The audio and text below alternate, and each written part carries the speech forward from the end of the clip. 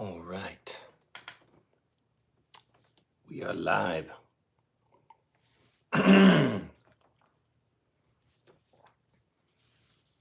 So, my last live, I was reading Spirits in Bondage by C.S. Lewis, which is a collection of his poetry that he wrote when he was very young, shortly after the First World War.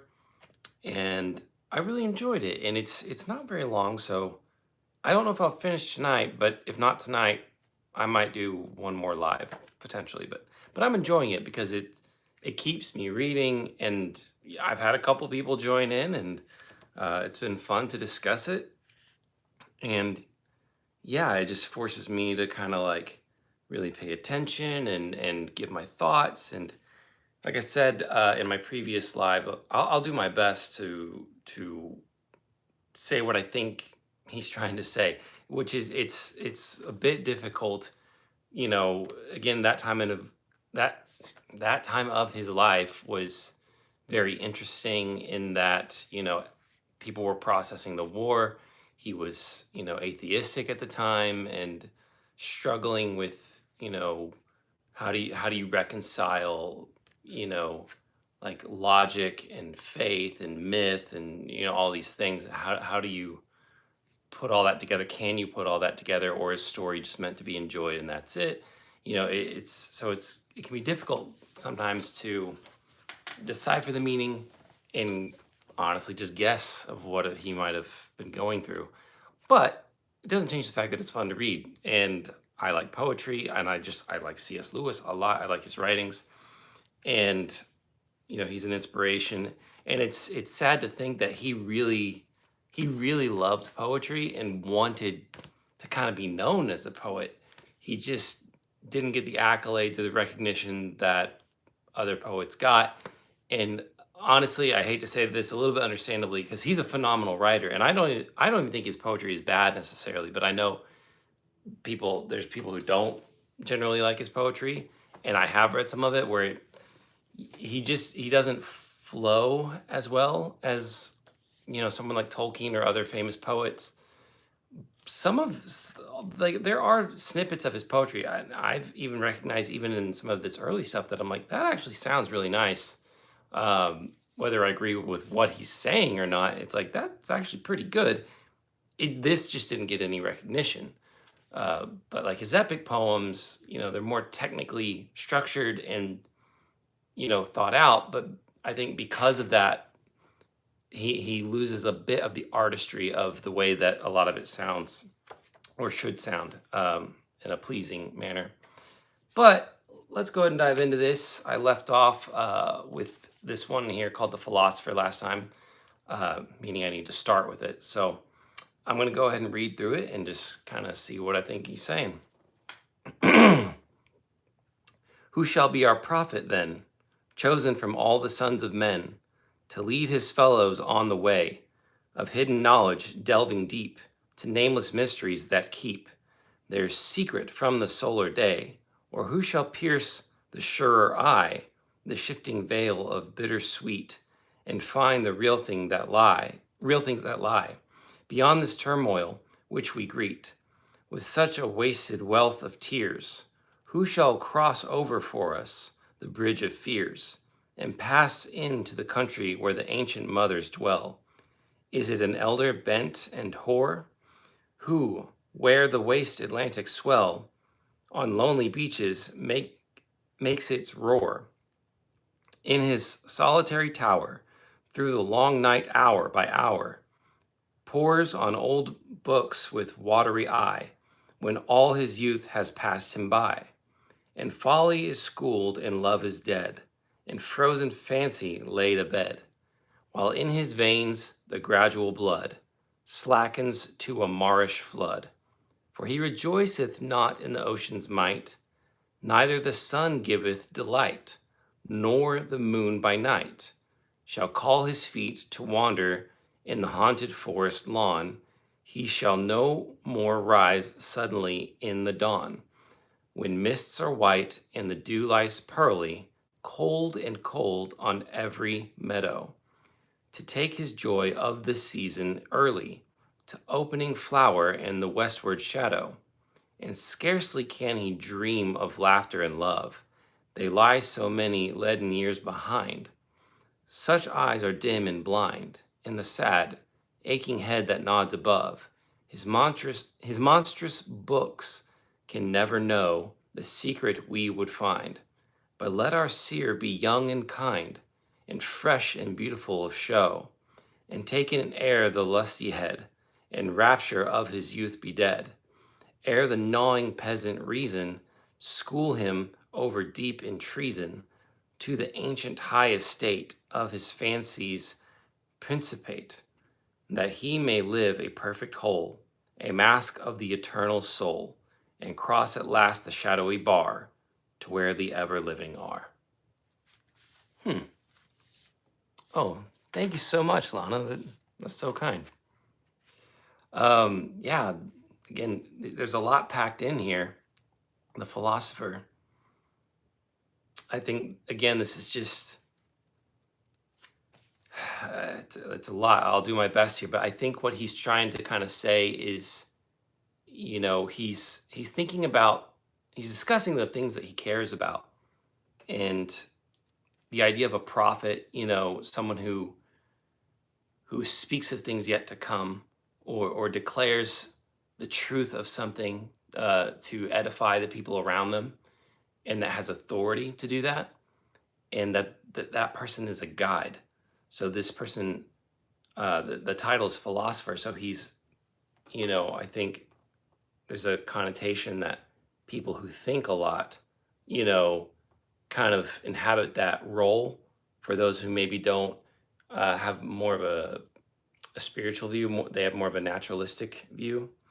Either way, you can just kind of tell in his writing, he struggles to separate the two, and he struggles to put them together. He's just kind of playing around with both.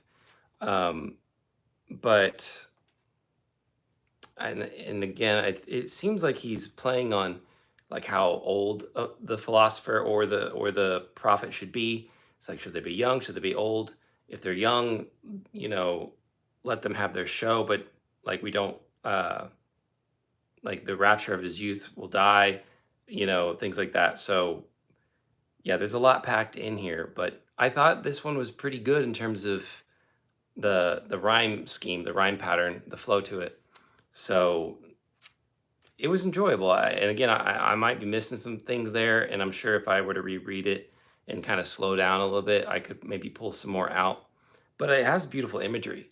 Again, I think he probably even later in life, because I have another book of his poems that I haven't read yet. Like he's probably even in those gets a little better with more of a cohesive thought and imagery as well. Not totally sure on that, but that was The Philosopher. And so this next one, it's called The Ocean Strand.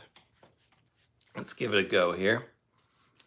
Oh, leave the laboring roadways of the town, the shifting faces and the changeful hue of markets in broad echoing streets that drown the heart's own silent music, though they too sing in their proper rhythm and still delight the friendly ear that loves warm humankind. Yet it is good to leave them all behind. Now, when from lily dawn to purple night, summer is queen. Summer is queen in all the happy land, far, far away among the valleys green. Let us go forth and wander hand in hand, beyond those solemn hills that we have seen so often welcome home the falling sun, into their cloudy peaks when day was done, beyond them till we find the ocean strand and hear the great waves run. With the waste song whose melodies I'd follow, and weary not for many a summer day, born of the vaulted breakers arching hollow, before they flash and scatter into spray. On, if we should be wary of their play, then I would lead you further into land, where with their ragged walls the stately rocks shunt in smooth courts and paved with quiet sand to silence dedicate, the sea god's flocks, have rested here, and mortal eyes have seen, by great adventure at the dead of noon, a lonely Nereid drowsing half a swoon, buried beneath her dark and dripping locks.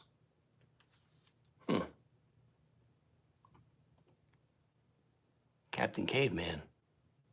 Oh, I mean, I usually have tea. It's actually just water right here, but no cookies and milk right now. It sounds nice though. Snacks pair well with poetry. Last time I had chocolate with my tea while I read. But yeah, poetry, kind of like a bedtime story. If you read it well, it sounds nice, puts you to sleep in a good way. Beautiful dreams. The Ocean Strand. Yeah, this is again, I like that he uses a lot of kind of fairy tale imagery in his poems, and he's not always on the nose about it, which I like. Sometimes that's fine, that's great, but it allows, I think, for something to be a little bit more timeless. It can fit into kind of any age. It could be something really old, it could be something recent, it could be something, because he uses a lot of landscape imagery as well, just a place that you're familiar with. You can attach kind of an emotional connection or memory to it. So, yeah. Yeah, and I feel like there's always a sense of longing and desire to move about, to go somewhere, and again to see different things and something mysterious. So I feel like that is ingrained in this poem, as well as I've never been to Ireland, but he grew up there. That's where he was born. It seems like this is a play on some of his older memories of childhood and where he lived. I like that poem. It was really cool. This next one is called Noon. Noon, noon, and in the garden bower, the hot air quivers o'er the grass. The little lake is smooth as glass, and still so heavily the hour drags that scarce the proudest flower, pressed upon its burning bed, has strength to lift a languid head. Rose and fainting violet, by the water's margin set, swoon and sink as they were dead, though their weary leaves be fed with the foam drops of the pool, where it trembles dark and cool, wrinkled by the fountain spraying o'er it, and the honeybee hums his drowsy melody, and wanders in his course astraying through the sweet and tangled glade, with his golden mead o'erladen, where beneath the pleasant shade of the darkling boughs a maiden, milky limb and fiery tress, all at sweetest random laid, slumbers drunken with the excess of the noontide's loveliness. That one's really cool. I like that one. It's very pretty.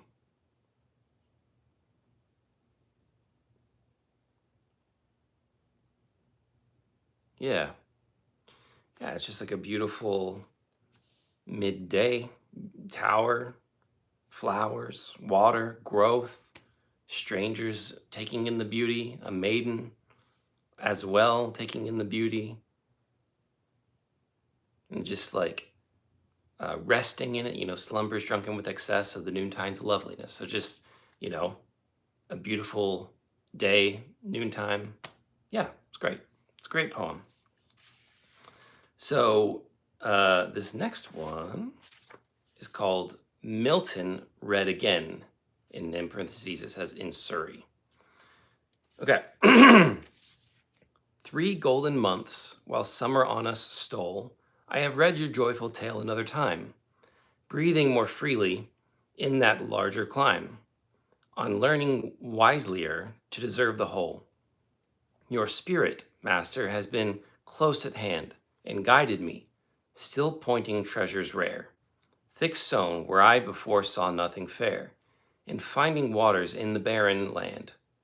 Barren once thought because my eyes were dim, like one I am grown to whom the common field, and often wandered copse one morning yield.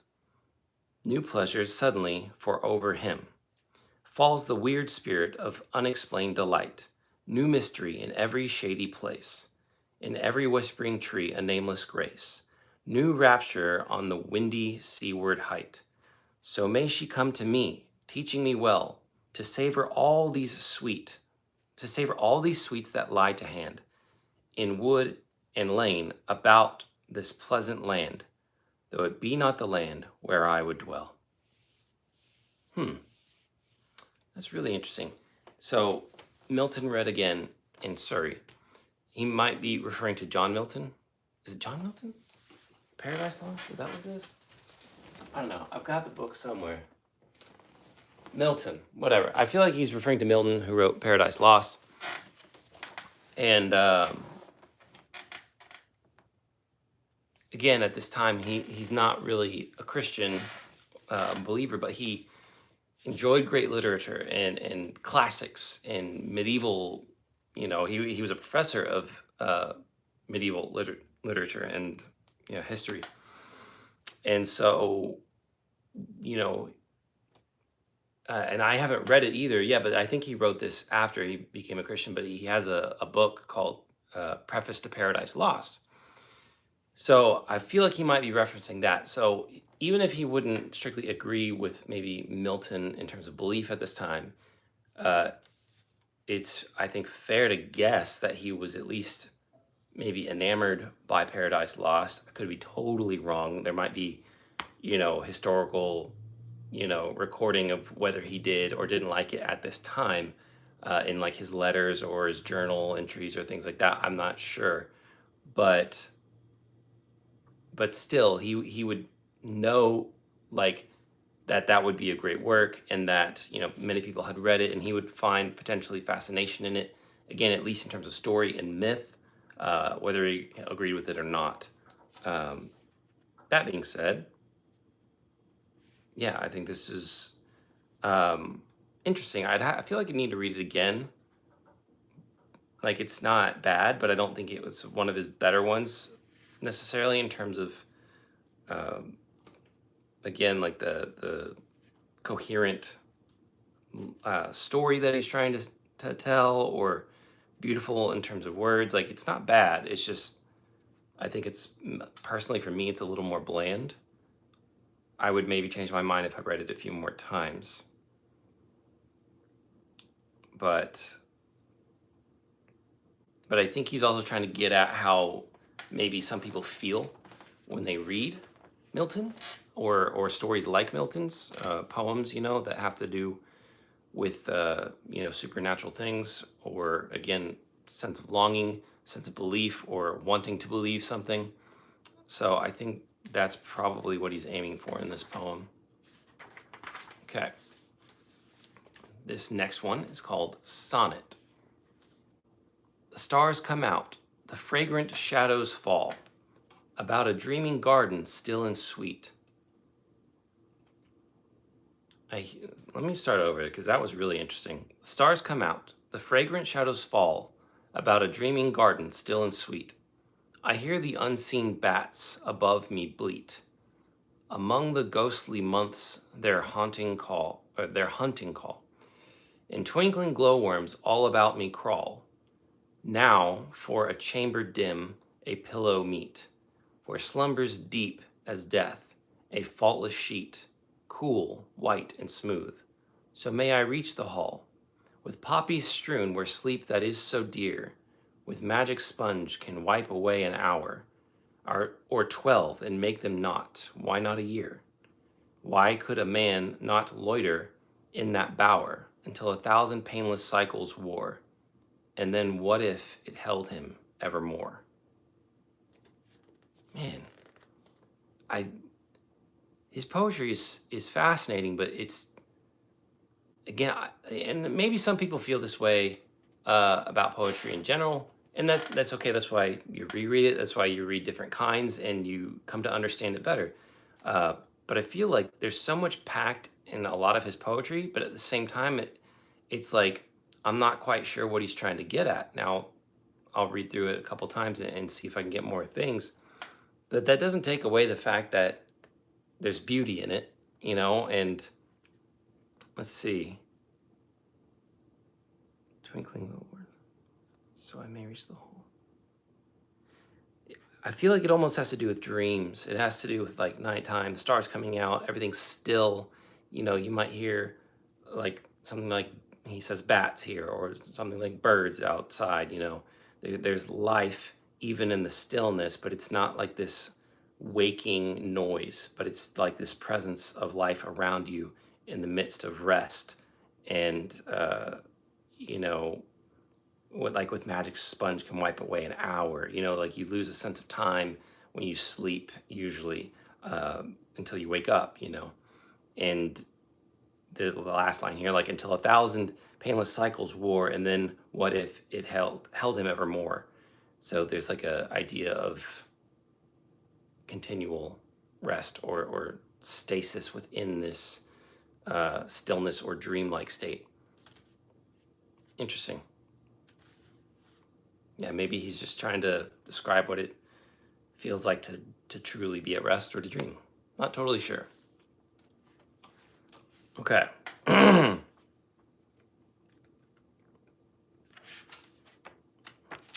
So this one is called The Autumn Morning. And if you're just joining, I'm reading Spirits in Bondage by C.S. Lewis. This is some of his early poetry that he wrote just after World War I, very young, before his conversion.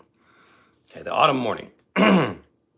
See, the pale autumn dawn is faint upon the lawn that lies in powdered white of hoarfrost dight. And now from tree to tree, the ghostly mist we see, hung like a silver pall to hallow all.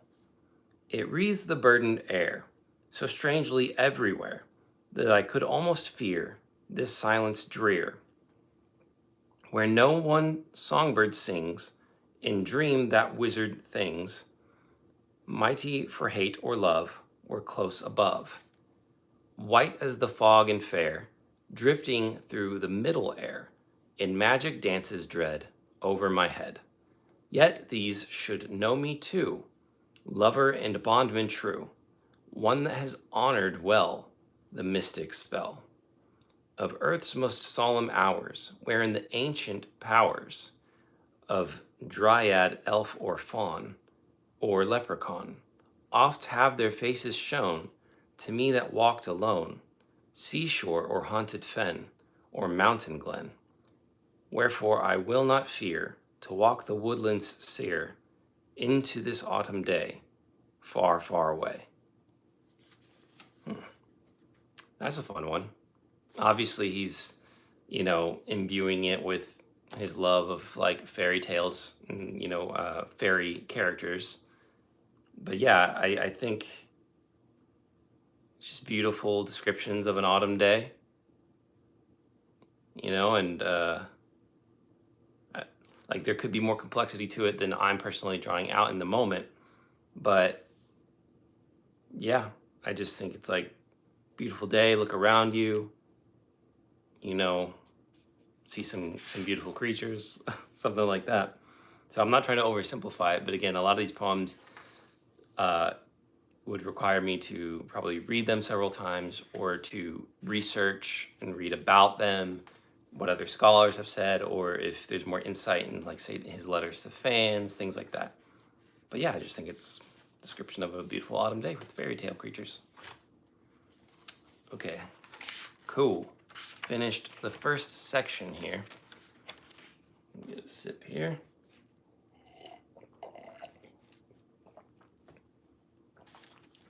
All right. So part 2 is called Hesitation.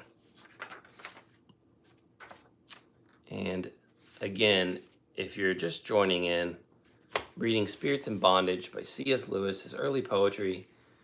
He wrote this shortly after World War I, before he converted to Christianity. So it's been an interesting read so far to kind of get an idea of maybe what he was going through and the thoughts that he had during that time. So this next poem Oh, it looks like the title is French, so forgive my pronunciation.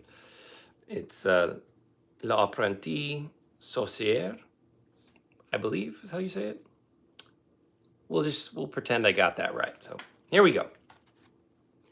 Suddenly there came to me the music of a mighty sea that on a bare and iron shore thundered with a deeper roar than all the tides that leap and run with us below the real sun, because the place was far away, above, beyond our homely day, neighboring close the frozen clime, where out of all the woods of time, amid the frightful seraphim, the fierce cold eyes of Godhead gleam, revolving hate and misery, and wars and famines yet to be. And in my dreams I stood alone upon a shelf of weedy stone, and saw before my shrinking eyes the dark enormous breakers rise, and hover and fall with deafening thunder of thwarted foam that echoed under the ledge through many a cavern drear, with hollow sounds of wintry fear, and through the water, and through the waters waste and gray, thick strown for many a league away. Out of the toiling sea arose many a face and form of those thin, elemental people dear, who live beyond our heavy sphere, and all at once, from far and near, they all held out their arms to me, crying in their melody, leap in, and take thy fill of all the cosmic good and ill. Be as the living ones that know enormous joy, enormous woe, pain beyond thought and fiery bliss, for all thy study hunted this, on wings of magic to arise, and wash from off thy filmed eyes the cloud of cold mortality, to find the real life and be, as are the children of the deep, be bold and dare the glorious leap, or to thy shame go slink again, back to the narrow ways of men. So all these mocked me as I stood, striving to wake, because I feared the flood. Wow, that's pretty interesting. Suddenly there came to me the music of a mighty sea.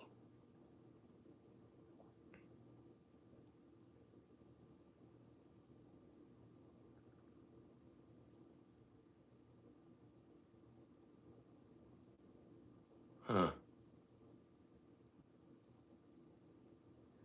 So there's a lot of this kind of like entering into, what honestly to me seems to be a spiritual place or land. For him, it might be a land of like fae, like fairy. But he uses even the term like seraphim, which is an angelic creature, a six-winged angel, and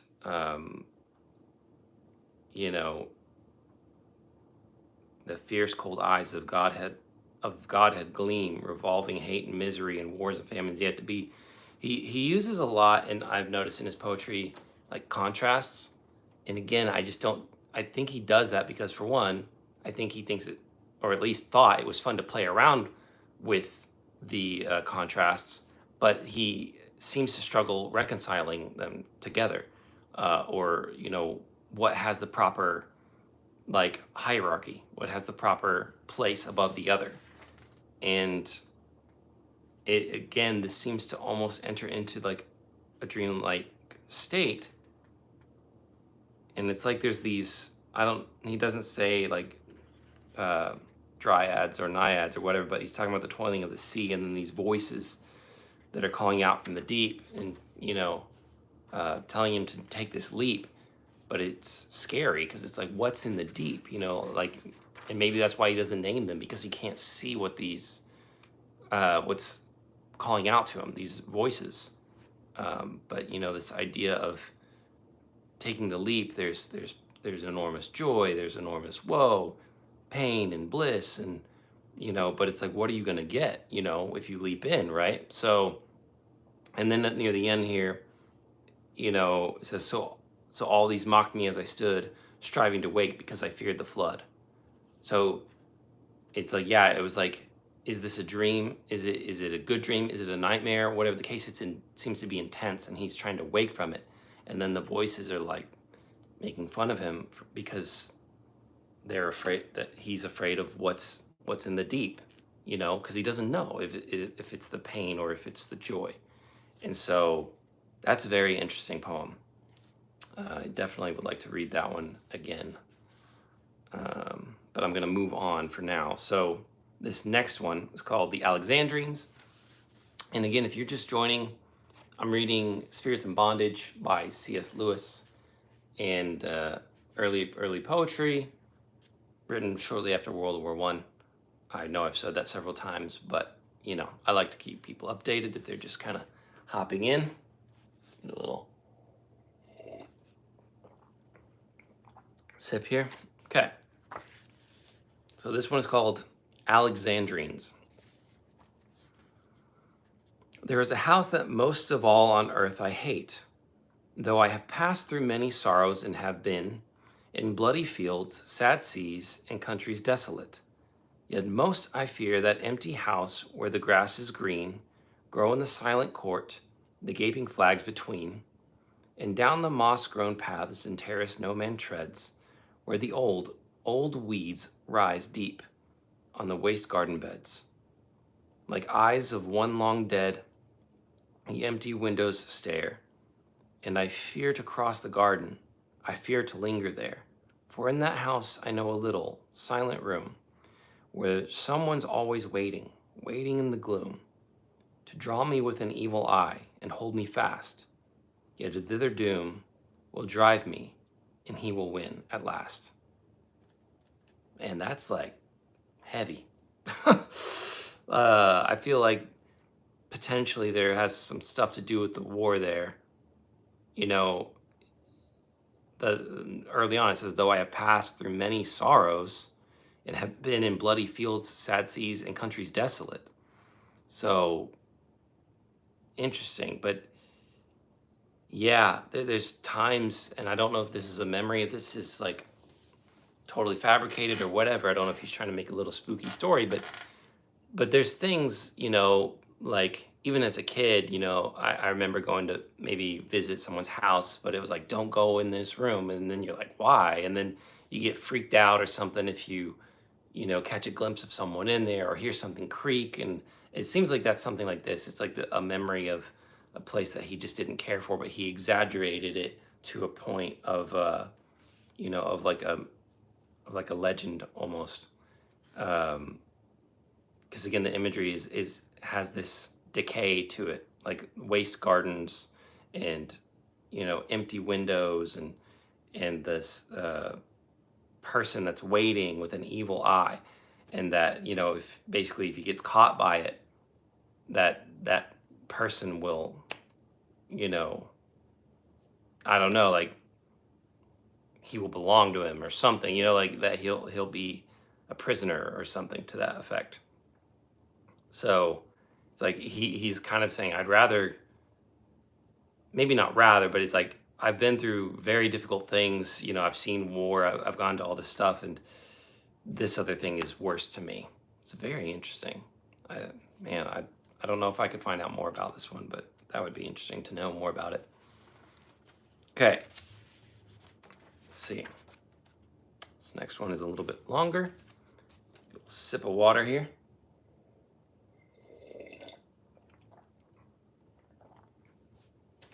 Okay. This one is called In Praise of Solid People by C.S. Lewis. Thank God that there are solid folk who water flowers and roll the lawn, and sit and sew and talk and smoke, and snore all through the summer dawn, who pass untroubled nights and days, full fed and sleepily content, rejoicing in each other's praise, respectable and innocent, who feel the things that all men feel, and think in well-worn grooves of thought, whose honest spirits never reel before man's mystery overwrought, yet not unfaithful nor unkind, with workday virtues surely stayed. Theirs is the sane and humble mind, in dull affections undismayed. O happy people, I have seen no verse yet written in your praise. In truth to tell, the time has been, I would have scorned your easy ways. But now, through weariness and strife, I learn your worthiness indeed. The world is better for such a life, as stout suburban people lead.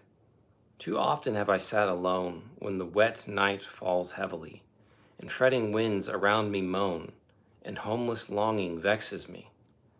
For lore that I shall never know, in visions none can hope to see, till brooding works upon me so, a childish fear steals over me. I look around the empty room, the clock still ticking in its place, and all else silent as the tomb, till suddenly I think a face grows from the darkness just beside. I turn, and lo, it fades away, and soon another phantom tide of shifting dreams begin to play, and dusky galleys past me sail, full freighted on a fairy sea. I hear the silken merchants hail across the ringing waves to me. Then suddenly again the room, familiar books about me piled, and I alone amid the gloom, by one more mocking dream beguiled, and still no neared to the light. And still no neared to the light, and still no further from myself, alone and lost in clinging night, the clock's still ticking on the shelf. Then do I envy solid folk, who sit of evenings by the fire, after their work in doze and smoke, and are not fretted by desire. I like that one, man. That could be one of my favorite ones. Again, this one, I feel like there is a lot packed in here. And oddly, I feel like I can relate to some of it. Again, some of it, I'm sure I can't, depending on what he's saying specifically. But for sure, solid people, like good friends, good family, people who are, content with the small, the beautiful things in life. They don't worry about being, crazy rich or having all these material things, but they care about the people around them. They care about conversation, food and music and laughter and, but he goes on to talk about, his loneliness, obviously, and that, there's times when he's by himself where he's like fascinated and also troubled by like the spiritual and the supernatural, which again, I think he tries to view it through a naturalistic lens and wants to view it in terms of story and of fairy and of myth. Like he doesn't want to acknowledge the reality of the spiritual, but he at the same time he can't get away from it because he has these dreams, he has these visions, he has these, probably spirits like mocking him, whether, and it sounds demonic, honestly, which is sad, to think that he, from such a young age, was tormented. But that also just could be from the fact that, he went through a war and didn't know how to process a lot of the things he had seen. But to be grateful for that foundation, that stability of people who know that life is worth living and that we go through hardships, we go through difficult things to protect other people, to protect ourselves, and to come back to this place of foundation, and community. And as he soon, maybe not soon, but as he later found out in his life, through his faith, that is a crucial part of being a Christian, of following Christ, is community, the church, the people around you, other believers. We're called the body of Christ. So we're connected, we're brothers and sisters, and that's just a facet of who we are and who we're supposed to be. And when we are in those settings, when we're in those environments, I mean, it can be difficult to put into words sometimes. So that's why we have things like poetry. But we don't really maybe consider that or think about that often. It's like if you have that, you should really treasure it, and not take it for granted. And if you can provide that to somebody else, if you can be solid people for others, like that's huge. That's so huge. So yeah, I would encourage you to think about that and to love the people around you well.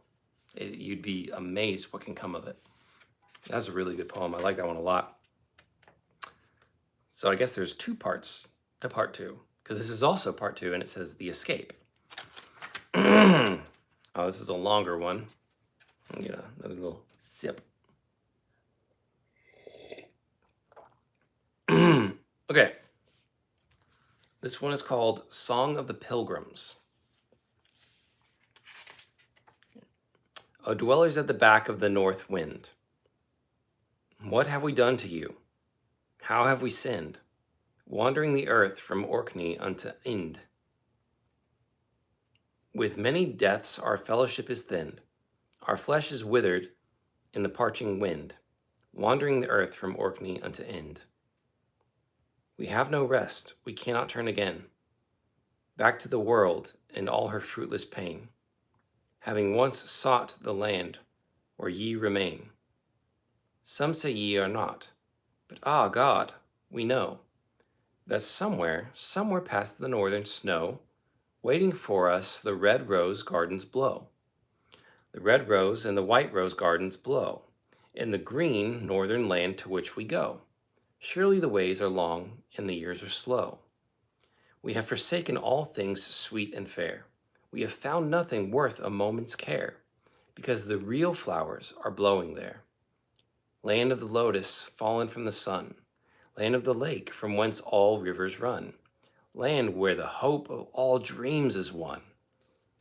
Shall we not somewhere see at close of day the green walls of that country far away, and hear the music of her fountains play? So long we have been wandering, all this while, by many a perilous sea and drifting isle. We scarce shall dare to look thereon and smile. Yea, when we are drawing very near to thee, and when at last the ivory port we see, our hearts will faint with mere felicity, and we shall wake again in gardens bright, of green and gold, for infinite delight, sleeping beneath the solemn mountains white, while from the flowery copses still unseen, sing out the crooning birds that ne'er have been touched by the hand of winter frore and lean, and ever-living queens that grow not old, and poets wise in robes of fairy gold, whisper a wild, sweet song that first was told, ere God sat down to make the Milky Way, and in those gardens we shall sleep and play, forever and a day. Ah, dwellers at the back of the north wind, what have we done to you? How have we sinned? That yes should hide beyond the northern wind? Land of the lotus, fallen from the sun, when shall your hidden flowery veils be won, and all the travail of our way be done? Very far we have searched, we have even seen the Scythian waste that bears no soft nor green, and near the hideous pass our feet have been. We have heard sirens, we have heard sirens singing all night long, beneath the unknown stars their lonely song, and friendless seas beyond the pillars strong, nor by the dragon daughter of Hippocras, nor the veil of the devil's head we have feared to pass. Yet is our labor lost in vain, alas, scouring the earth from Orkney unto Ind, tossed on the seas and withered in the wind. We seek and seek your land. How have we sinned, bidding us walk these ways with blinded eyes, while all around us real flowers arise? But by the very God we know, that somewhere still beyond the northern snow, waiting for us, the red rose gardens blow. Man, there's a lot of beautiful imagery in there. And I think quite simply, again, he's playing with this idea of, eternity. And, there's always this sense of longing and desire I feel like he is trying to imbue into his stories. And so even though he's not strictly calling this place, this travel where these pilgrims are going, heaven, there's this desire to want a place to be like that, something that would be like that forever. and this idea of like, how have we sinned? It's like, are we ever going to get there? But at the very end, he kind of says, but by the very God we know that somewhere still beyond the northern snow, waiting for us, the red rose gardens blow. So it's like, there's this notion that he's putting forth of like, whether we get there or not, whether we have sinned or done something worth reconciliation, there is this place. So again, there's this struggle of like, what is that place, and like, how do we get there? So this is a very interesting poem. Okay, this next one, this is Spirits in Bondage, by the way, by C.S. Lewis, his early poetry that he wrote, shortly after World War I. So it's got a lot of interesting, imagery and, metaphors and ideas put into it. And it seems like he's processing a lot after this, stage of his life, and trying to put it into beautiful words and be honest. So this next one is called Song. Fairies must be in the woods, or the satyrs' laughing broods, Tritons in the summer sea, else how could the dead things be, half so lovely as they are? How could wealth of star on star, dusted o'er the frosty night, fill thy spirit with delight, and lead thee from this care of thine, up among the dreams divine? Were it not that each and all of them that walk the heavenly hall is in truth a happy isle, where eternal meadows smile, and golden globes of fruit are seen, twinkling through the orchards green, where the other people go, on the bright sward to and fro. Adam's dead could never thus stir the human heart of us, unless the beauty that we see, the veil of endless beauty be, filled full of spirits that have trod far hence along the heavenly sod, and see the bright footprints of God. Man, that's interesting, because again, at this time, he's atheistic, but so much of what he writes is like he wants something beyond like the reality of this world. And at the same time, he doesn't know how to admit that. It's like, because he logically, in his mind, all of his schooling, he's basically convinced himself that it's like, this is all there is.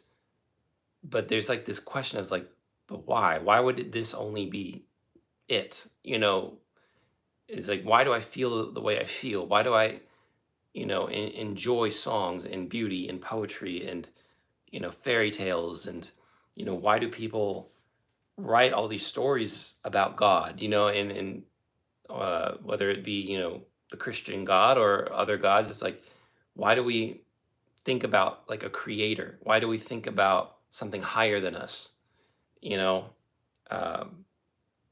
But this is pretty, and I think he, kept some of his edge out of it. He kept some of his, to be honest, kept some of his, I would say, arrogance, his pride out of it. And yeah, even though he's using terms like fairies and satyrs and whatever, he's talking about spirits as well. And I don't think that takes away from the beauty of God and the ability to give us imagination and for us to categorize, again, things beyond the natural. So yeah, I like that one. It's really good. And again, I'm sure there's more in there. Like, that's the fun thing about poetry. You just read it again, you maybe get something else out of it, or see it totally differently, or you research it and just see what the author, really was meaning by it. But, I think with good art, I don't think it's bad for an artist or a poet or somebody to have an intentional meaning of what they're writing or creating, but allowing that art to live, because it could spark something in someone's heart. It could spark, an emotion, a memory, a thought, a feeling that resonates in a way that they didn't originally intend, but could be great and really helpful. So I think that's what good art does, and that's amazing. This is Spirits in Bondage by C.S. Lewis, his early poetry that he wrote after World War I.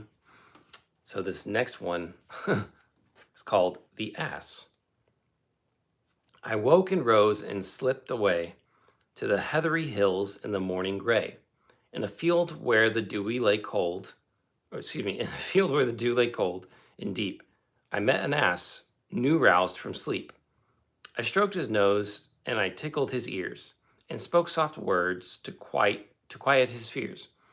His eyes stared into the eyes of me, and he kissed my hands of his courtesy. O big brown brother out of the waste, how do thistles for breakfast taste?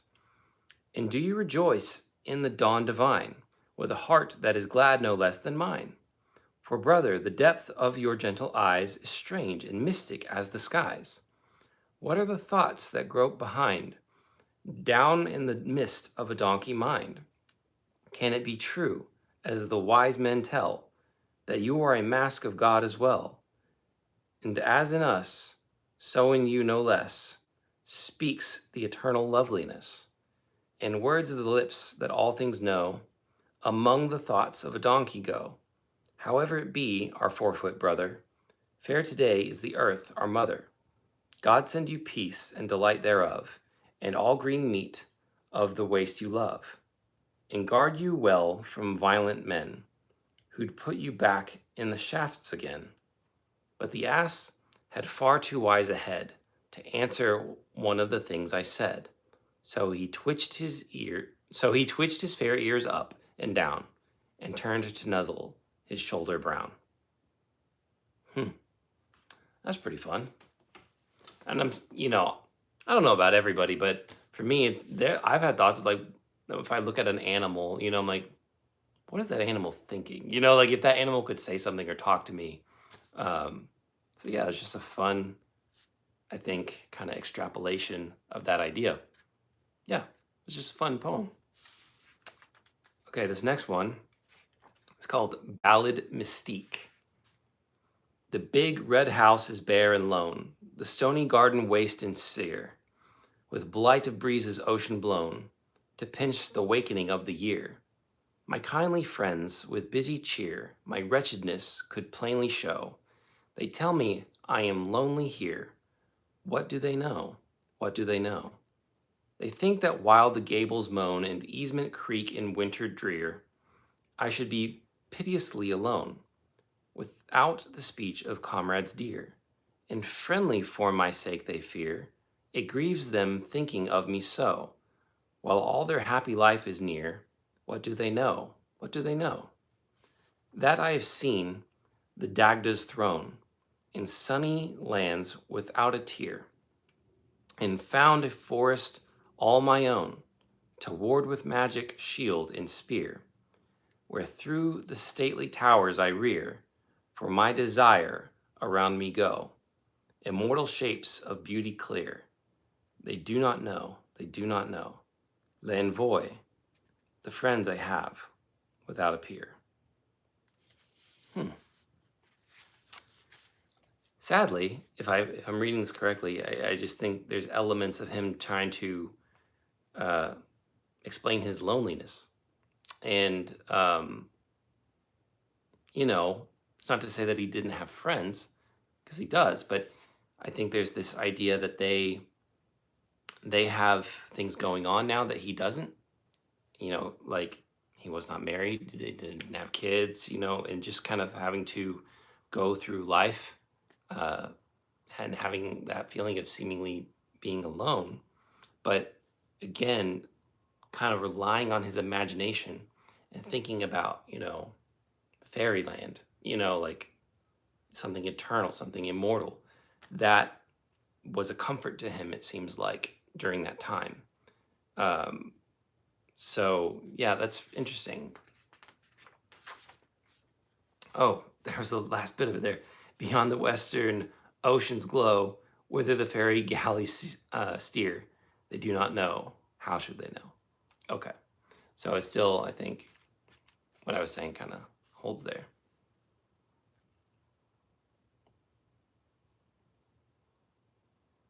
Okay. Making some good progress here. I'm not sure if I'm going to finish or not, because I'm also tired. It's late. It's 1:52 a.m. where I am. I don't know what time it is where you are if you're watching. Oh, perfect title for this next one. It's called Night. I know a little druid wood where I would slumber if I could, and have the murmuring of the stream to mingle with a midnight dream, and have the holy hazel trees to play above me in the breeze, and smell the thorny eglantine. For there the white owls, all night long, in the scented gloom divine, hear the wild, strange, tuneless song, O fairy voices thin and high, as the bats' unearthly cry, and the measure of their shoon, dancing, dancing under the moon, until amid the pale of dawn, the wandering stars begin to swoon. Ah, leave the world and come away. The windy folk are in the glade, and men have seen their revels laid in secret on some flowery lawn, underneath the beechen covers. Kings of old, I've heard them say, here have found them fairy lovers, that charmed them out of life and kissed their lips with cold lips unafraid, and such a spell around them made that they have passed beyond the mist and found the country under wave. Kings of old, whom none could save. Let's put a little bit of the intensity in the idea of a fairyland here. Like, like if you're kind of seemingly not from there, it could be a bit dangerous. You could be put under a spell, even if you're a king, Interesting. It's just fun. Yeah. I don't know. Be careful. Yeah, just be careful of the fairies, something like that.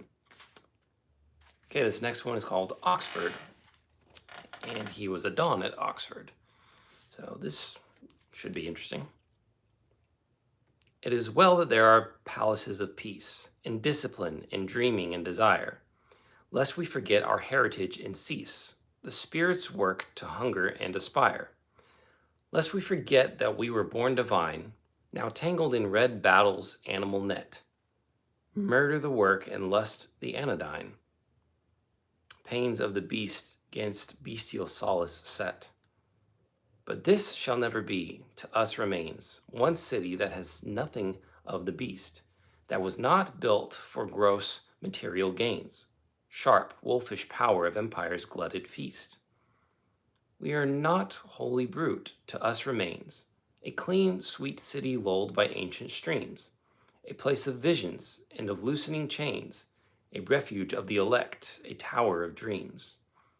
She was not builded out of common stone, but out of all men's yearning and all prayer, that she might live eternally our own, the spirit's stronghold barred against despair.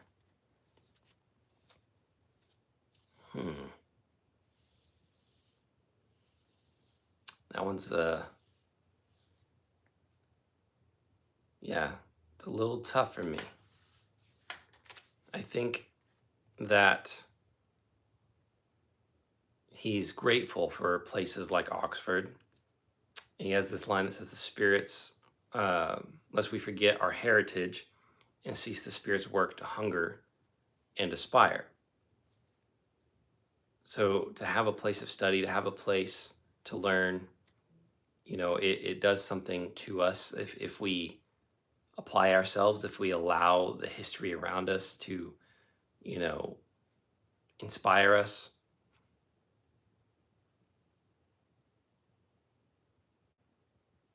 And, this idea, it says she was not builded out of common stone, but out of all men's yearning and all prayer. So that, it's not just it's not meant to be like just some other building, right? It's different than just like going to the store, like a grocery store or something like that. It's like, this is an important place, and we desire to build places like this that will help people in the long run, that will help them fan the flames in their spirit.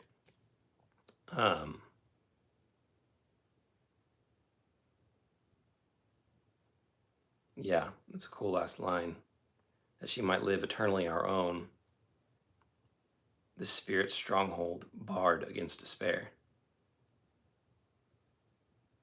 Yeah, I guess this idea that hope can be found in places like that, or maybe that's what he wants. Not totally sure.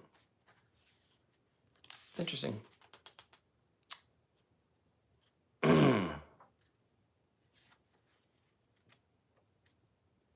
Okay. This next one is called Hymn, and in parentheses, for boys' voices. All the things magicians do could be done by me and you, freely if we only knew. Human children every day could play at games the fairies play, if they were but shown the way. Every man a god would be, laughing through eternity, if as gods his eyes could see. All the wizardries of God, slaying matter with a nod, charming spirits with his rod, with the singing of his voice, making lonely lands rejoice, leaving us no will nor choice, drawing headlong me and you, as the piping Orpheus drew, man and beast the mountains through, by the sweetness of his horn, calling us from lands forlorn, nearer to the widening morn. All that loveliness of power could be man's peculiar dower, even mine this very hour. We should reach the hidden land and grow immortal out of hand, if we could but understand, if we could revel day and night in all power and all delight, if we learn to think aright. Man, that is interesting. Again, there's this he has this notion of the divine and of the eternal, and that we could see things right, we could learn things right if we were just shown. But he struggles again with, I think, the authority of God, because he essentially puts forth that there's no free will if there's God, and that like it.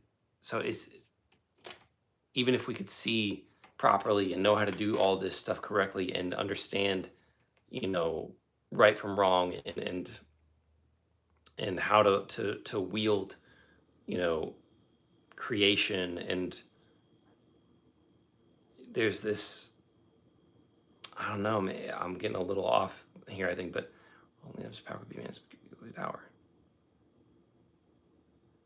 The hidden land, again, this idea of heaven, eternal, a place of eternity. If we could but understand, if we could revel day and night in all power and all delight. Yeah, he's just, again, he's not outright saying it, but it's like there's this want.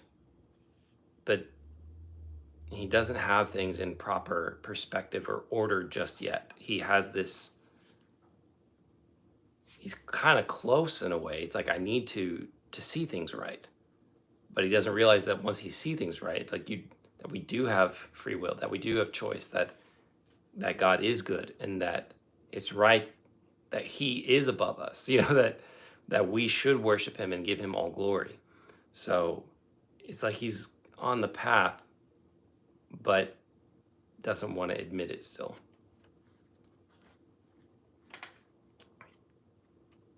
Yeah, and I think he uses a lot of like Christian imagery and stuff because he was somewhat raised in that before, he truly converted, but also probably a lot of the people around him were familiar with, scripture and with stories. So he used that a lot in his poetry. So this one is called Our Daily Bread. We need no barbarous words nor solemn spell to raise the unknown. It lies before our feet. There have been men who sank down into hell in some suburban street. And some there are that in their daily walks have met archangels fresh from sight of God, or watched how in their beans and cabbage stalks long files of fairy trod. Often me, too, the living voices call in many a vulgar and habitual place. I catch a sight of lands beyond the wall. I see a strange god's face. And someday this work will work upon me so. I shall arise and leave both friends and home, and over many lands a pilgrim go, through alien woods and foam, seeking the last steep edges of the earth, whence I may leap into that gulf of light, wherein my narrowing self had birth, part of me lived aright. Gosh, that is a very interesting poem. Man, I'd love to have met him and like just talk to him. Like, there's just so much like yearning here.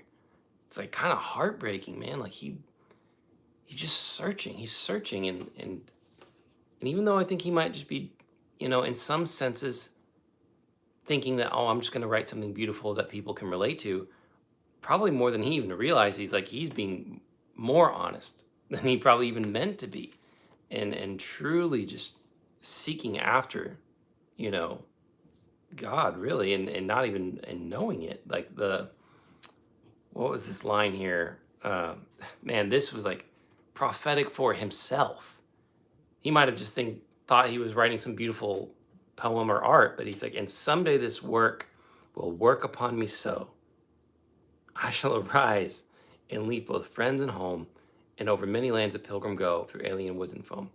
It's like this work, this God, the true God, like will come and awaken his spirit and open his eyes to the spiritual realm, and he will go and go into that eternity and go into heaven with his creator, into that light. So he like prophesied over himself, essentially. That's crazy. That's cool. All right, this next one is called How He Saw Angus the God. Very interesting title. I heard the swallows sing in the eaves and rose, all in a strange delight while others slept. And down the creaking stair, alone, tiptoes, so carefully I crept. The house was dark, with silly blinds yet drawn, but outside the clean air was filled with light, and underneath my feet the cold, wet lawn, with dew, was twinkling bright. The cobwebs hung from every branch and spray, gleaming with pearly strands of laden thread, and long and still the morning shadows lay across the meadows spread. At that pure hour when yet no sound of man stirs in the whiteness of the wakening earth, alone through innocent solitudes I ran, singing aloud for mirth. Till I had found the open mountain heath, yellow with gorse, and rested there and stood, to gaze upon the misty sea beneath, or on the neighboring wood. That little wood of hazel and tall pine, and youngling fir, where oft we have loved to see the level beams of early morning shine freshly from tree to tree. Through the denser wood there's many a pool of deep and nightborn shadow lingers yet, where the new wakened flowers are damp and cool, and the long grass is wet. In the sweet heather long I rested there, looking upon the dappled early sky, when suddenly, from out the shining air, a god came flashing by, swift, naked, eager, pitilessly fair, with a live crown of birds about his head, singing and fluttering in his fiery hair, far out behind him spread, streamed like a rippling torch upon the breeze, of his own glorious swiftness in the grass. He bruised no feathery stalk, and through the trees I saw his whiteness pass.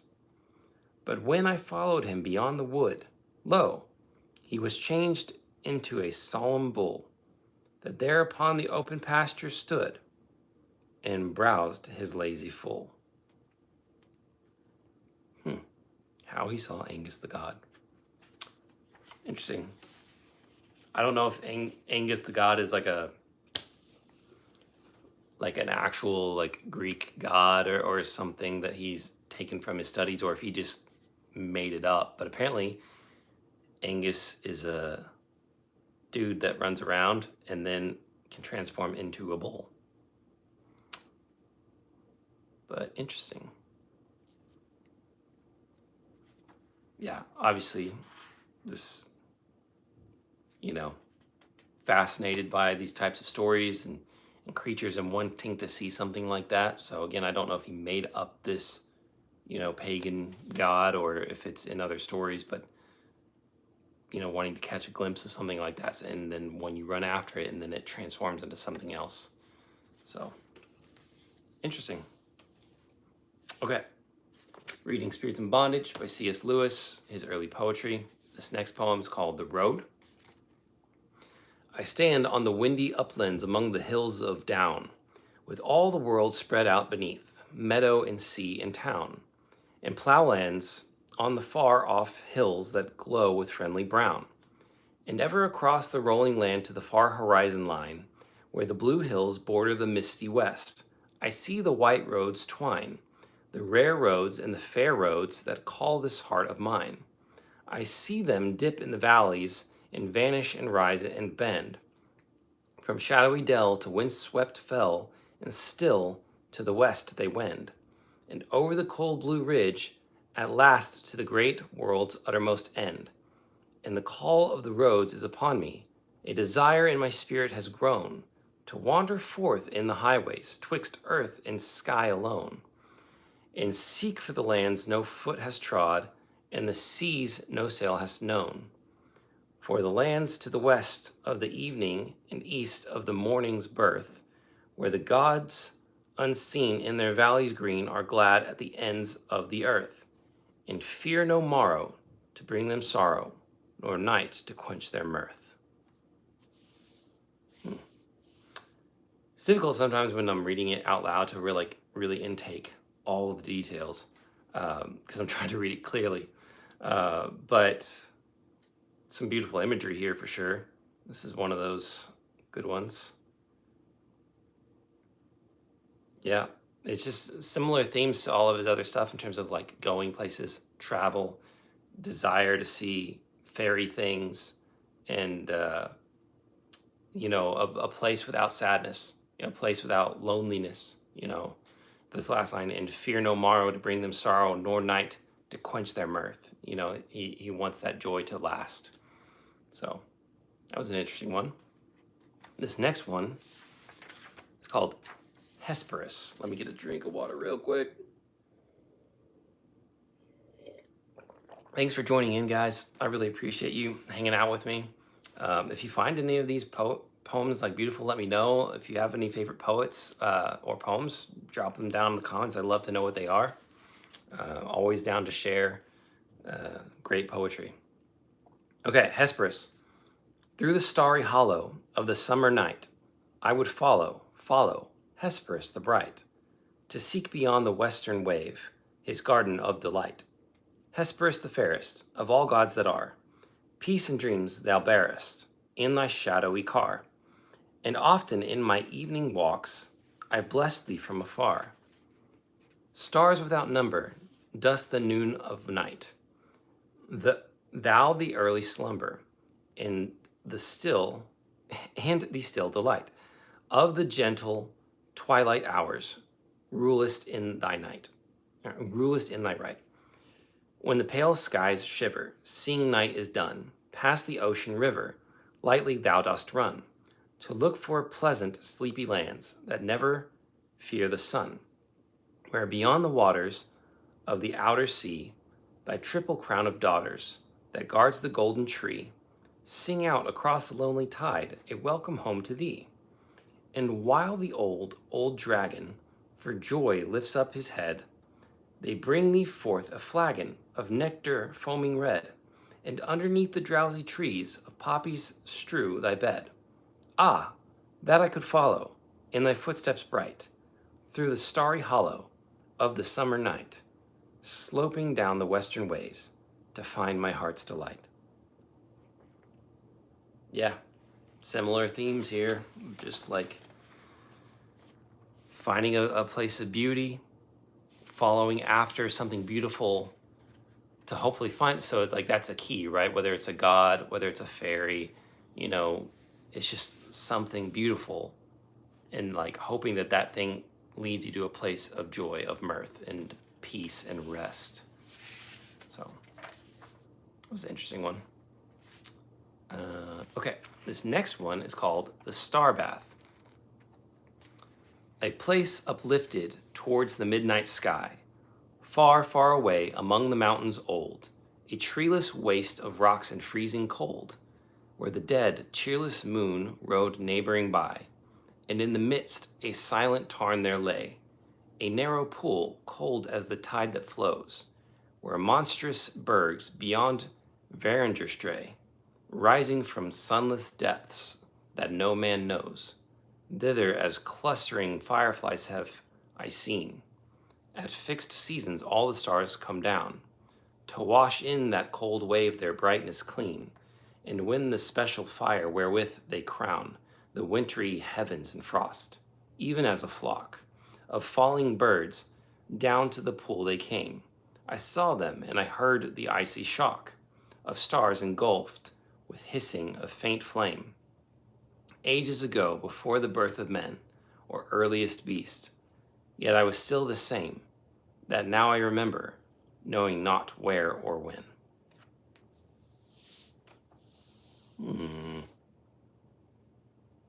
I don't know for sure if he's like referring to the Big Bang or the idea of that. It's called Star Bath, so it might be different, but there's, you know, he mentions something like before, like men, before beasts.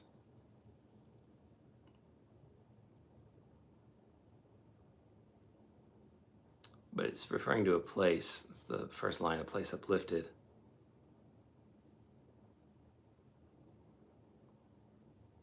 Yeah, so it's like it's like matter. It's like the earth before trees and rock and creatures, and then being populated. The last line is, yet I was still the same, that now remember, knowing not where or when. Not totally sure what he's saying there. But again, I think it's just him trying to decipher and understand what he thinks about how the world came to be. That's probably what it says. I don't know. Okay, this next one, and this is Spirits in Bondage by C.S. Lewis, his early poetry, shortly after World War I. This next poem, it looks like it's the Latin in title, so I don't know if I'm pronouncing this right, but Tu ne quasieris. I think that's how you say it. Okay. For all the lore of Lodge and Myers, I cannot heal my torn desires, nor hope for all that man can spear to make the riddling earth grow clear, though it were sure and proven well that I shall prosper, as they tell, in fields beneath a different sun, by shores where other oceans run. When this live body that was I lies hidden from the cheerful sky, yet what were endless lives to me, if still my narrow self I be, and hope and fail and struggle still, and break my will against God's will, to play for stakes of pleasure and pain, and hope and fail and hope again. Deluded, thwarted, striving elf, that through the window of myself, as through a dark glass scarce can see, a warped and masked reality. But when this searching thought of mine is mingled in the large divine, and laughter that was in my mouth runs through the breeze of the south, when glory I have built in dreams along some fiery sunset gleams, and my dead sin and foolishness grow one in nature's whole distress, to perfect being I shall win, and where I end will life begin. Well, that was very interesting. Yeah, I think this is playing on, again, he's not a Christian at this time, but he's playing on imagery of Christianity.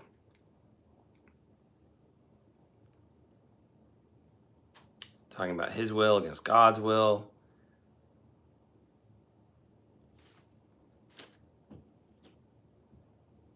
And it looks like there's this, again, it seems like he's being honest about his struggle to trust God, to trust in the divine. And, you know, as we've seen in other poems and other themes, that he seems to, whether he did in real life or at least in his poems, talks about dreams a lot. Talks about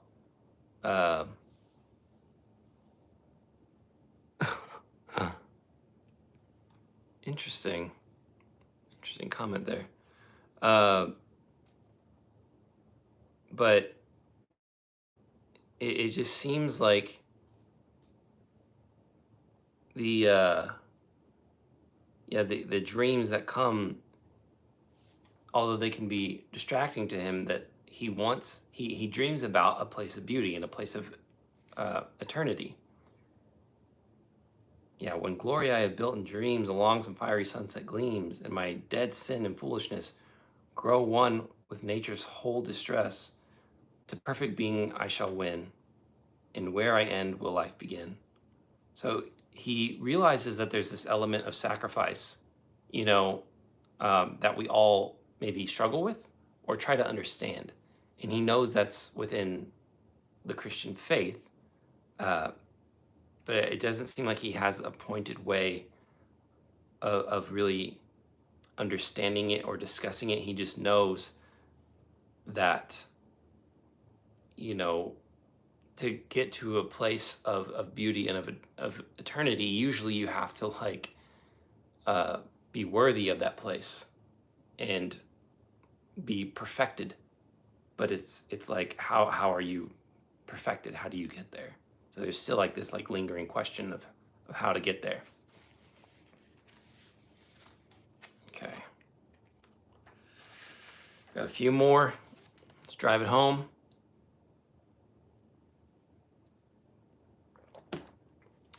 Okay. This one's called Lullaby. Oh man, I need to finish up. Okay. Lullaby, lullaby. There's a tower strong and high, built of oak and brick and stone. Stands before a wood alone. The doors are of the oak so brown as any ale in Oxford town. The walls are builded warm and thick, of the old red Roman brick. The good grey stone is over all, in arch and floor of the tower tall. And maidens three are living there, all in the upper chamber fair, hung with silver, hung with pall, and stories painted on the wall. And softly goes the whirring loom in my lady's upper room, for they shall spin both night and day until the stars do pass away. But every night at evening, the window open wide they fling,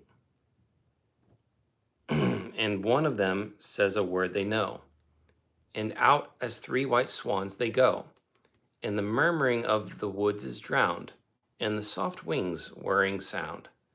And as they go flying round around, singing in swans' voices high, a lonely, lovely lullaby. Oh, that's really pretty. I think that was fairly straightforward. I think that's just sweet. It's like there's a tower, maiden goes out as a swan singing a lovely lullaby. Beautiful. It's fun. Okay. Looks like there's just two more here. So this one is called World's Desire. Love, there is a castle built in a country desolate, on a rock above a forest where the trees are grim and great, blasted with the lightning, sharp giant boulders strewn between, and the mountains rise above, and the cold ravine echoes to the crushing roar and thunder of a mighty river, raging down a cataract. Very tower and forest quiver, and the gray wolves are afraid, and the call of birds is drowned, and the thought and speech of man in the boiling waters sound. But upon the further side of the barren, sharp ravine, with the sunlight on its turrets, is the castle seen, calm and very wonderful, white above the green. of the wet waving forest slanted all away, slanted all away, because the driving northern wind will not rest by night or day. Yet the towers are sure above, very mighty is the stead. The gates are made of ivory, the roofs of copper red. Round and round the warders grave walk upon the walls forever, and the wakeful dragons couch in the ports of ivory. Nothing is can trouble it, hate of the gods nor man's endeavor. And it shall be a resting place, dear heart, for you and me. Through the wet and waving forest, with an age-old sorrow laden, singing of the world's regret wanders, wild the fairy maiden. Through the thistle and the briar, through the tangles of the thorn, till her eyes be dim with weeping and her homeless feet are torn. Often to the castle gate up she looks with vain endeavor, for her soulless loveliness to the castle winneth never. But within the sacred court, hidden high upon the mountain, wandering in the castle gardens, lovely folk enough there be, breathing in another air, drinking of a purer fountain. And among that folk, beloved, there's a place for you and me. Yeah, just that one again, I'd have to kind of reread to get more details, but I noticed similar themes: eternity, longing, beauty, a castle, a place to go. But it was interesting. It was a good read. Okay, I think this is the last one here. Yeah, out of my water. Okay, interesting title. So let's get through it and see what it says. Title's called Death in Battle. Open the gates for me. Open the gates of the peaceful castle, rosy in the west, in the sweet dim isle of apples, over the wide sea's breast. Open the gates for me. Sorely pressed have I been, and driven and hurt beyond bearing this summer day, by the heat and the pain together suddenly fall away. All's cool and green. But a moment agone, among men cursing in fight and toiling blinded, I fought, but the labor passed on a sudden even as a passing thought. And now alone, ah, to be ever alone, in flowery valleys among the mountains and silent, wastes untrod, in the dewy unplanned places in the garden of God, this would atone. I shall not see the brutal, crowded faces around me that in their toil have grown into the faces of devils, yea, even as my own when I find thee.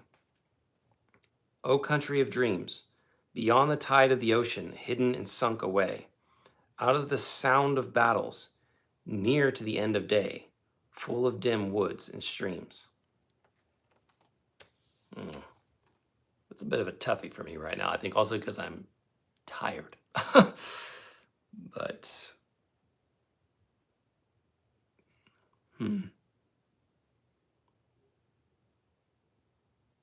O country of dreams, beyond the tide of the ocean, hidden and sunk away, out of the sound of battles, near to the end of day, full of dim woods and streams. Oh, the country of dreams. Oh, the country of dreams. Like that, again, this, at least similar themes. You know, there might be difficult things, talking about, you know, pain and, you know, striving and things like that, but getting to that place, getting to the eternity. Yeah, it's interesting. Well, man, I'm grateful that everyone who hung out with me to read. I should also mention I'm a poet myself. I have a book called Spirit Well. It's available on Amazon. And yeah, it's just a little easy to read poetry book. It's from the heart. And I'd love for you to let me know what you think if you ever grab it. If any of the poems speak out to you specifically. But yeah, this should also be in the description of the video, or if you just search Spirit Well and then my name, Joel White, so Spirit Well Joel White, it should pop up. But yeah, you can get a physical copy, or you can get a Kindle version of it as well. And yeah, so I'm trying to, encourage people to engage with, art and beautiful art. And I think poetry is not strictly a lost art form. We love music, obviously, we love songs. Songs are essentially kind of like poems, but I think people are intimidated sometimes by the language and some of the rhyme schemes and things like that. They don't know how to read it sometimes. But I would just encourage anybody to pick up you know poetry and just start, and just let it work on you, because it doesn't have to be totally understood the first time, because you can reread it and you can also get something out of it the second time. And the more you read, the easier it gets and the better you get with language and understanding. But yeah, so thanks for hanging out for Spirits in Bondage. In my book, Spirit Well, it's available on Amazon. And yeah, if you're still watching, and if I still keep this up, just want to say a quick prayer over you, and thank you for hanging in there with me. Lord, thank you for everyone that's listened. I hope that they've been moved by the words that were written by C.S. Lewis, and by the discussion that we've had, this desire to seek truth, Lord, in art, because art belongs to you. And Lord, I just pray that that they would find you, Lord, the ones that seek you, Jesus, that you would reveal yourself to them, that you would be their peace and their comfort and their savior, Lord, and that there is goodness in the world, and there's goodness in the land of the living, and that you work all things together for good. So thank you that you are our peace, Lord, and thank you for this opportunity to engage with people in this way. And so I bless everyone that's joined this live stream, and I pray that everyone has a good night. It may not be night right now, but it's night where I am. So in Jesus' name I pray. Amen. All right. Thank you for joining. I'm super tired and I'm going to head out now, but you guys have a good one. I'll see you later.